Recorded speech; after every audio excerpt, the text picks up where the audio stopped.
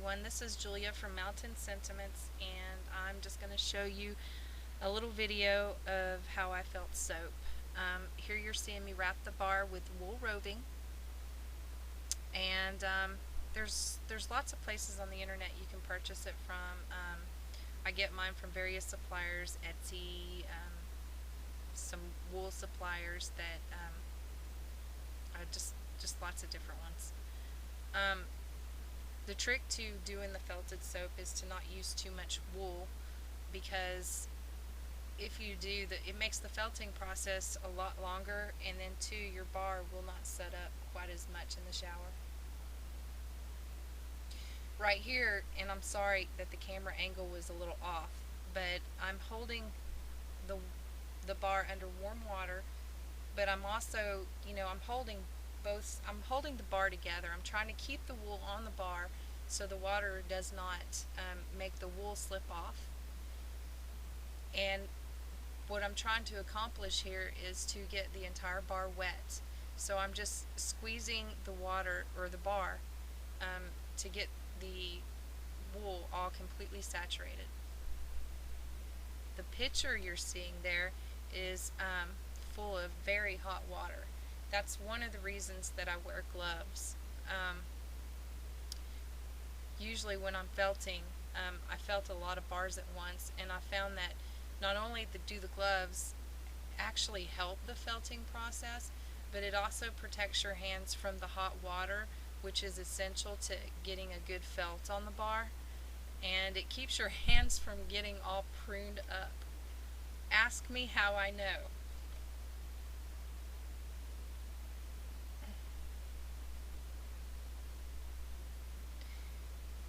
Now you can see that I'm just gently squeezing and massaging this bar. I keep dumping it in the hot water, and that's just getting the felting process started.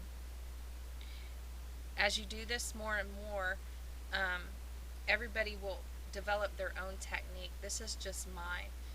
What works for me might not work for you. I've seen people also put bars of felted soap into stockings to get them started, and that works too. I've tried it, but for me, this works better. This is like oh gosh, a boot tray where you can set your dirty boots on. I got this at Walmart. It was like $9, and it is indispensable for felting soap.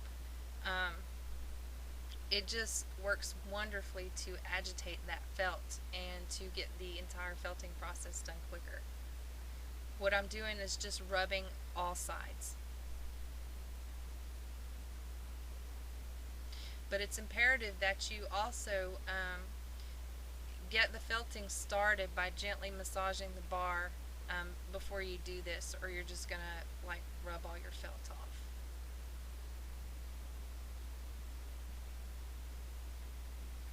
And there you have it. It's as simple as that. A fully felted bar. And what I do after this is I get a clean towel, and I just, pretty much dry the soap off. Just squeeze it dry, wring it out, or whatever you want to call it.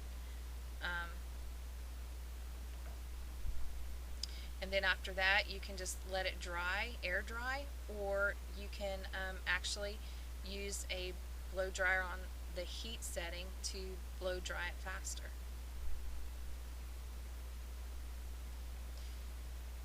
Here we go on the felting. Again, I apologize. It's probably not the greatest video. I just wanted to show you, how I do it. You're going to see my hand more than anything. I'm sitting in the most awkward position to do this. It was very uncomfortable, but I did the best I could to try to get a good camera angle, and it still didn't work out very well. But what I'm doing is using a special felting needle and felting pieces of wool roving onto the felted bar. You're not poking very far into the bar at all. All you're wanting to do is to tack that wool onto the wool that's on the soap.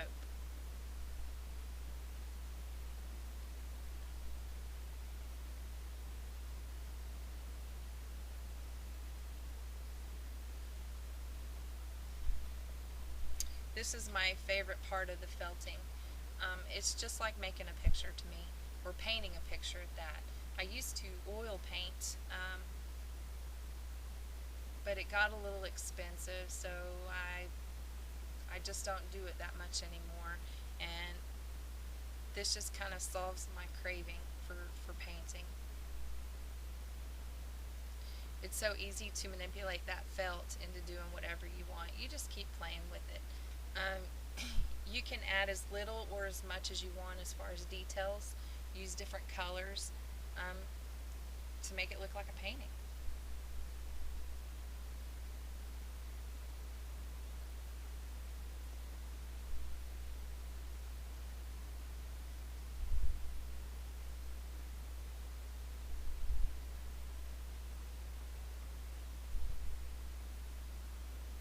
I really hope y'all try this.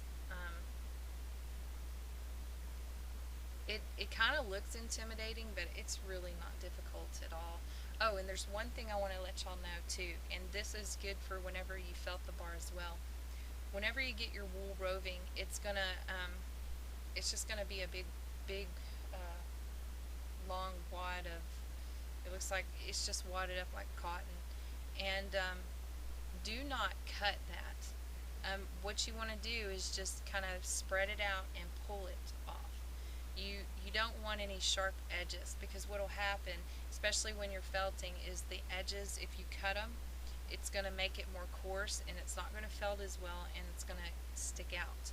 So what you want to do is just pull pinches off at a time, and when you felt the entire bar, you pull the section off that you want.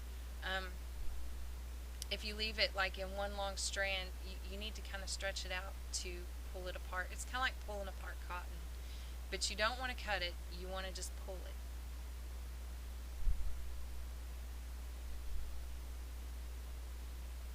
But that's all you're seeing me do here, is just add little pieces of felt and making a picture out of it.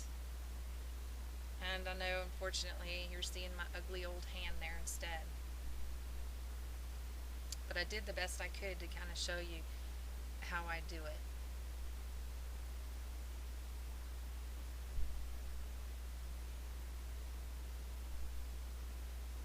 I also found that, and how I got started in felting is, I make so much soap, and I had, when I have a batch of soap that I just don't like, maybe the color's off, or it just didn't turn out as pretty as I wanted it to. Um, I wanted to find a way to be able to, make the soap pretty. So I got online and I started looking, and that's how I found felting. And you can actually, if you're not happy with your soap, you can actually cover it and make something really, really beautiful that makes awesome gifts for people.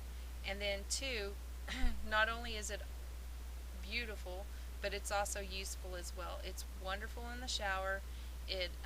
It gently exfoliates, and it lasts. It makes the bar of soap last a very long time. So hopefully you guys will have a good idea on how to do this, and try some for yourselves and let me know. And thank you for watching, and I hope you enjoyed the video, and get the felting.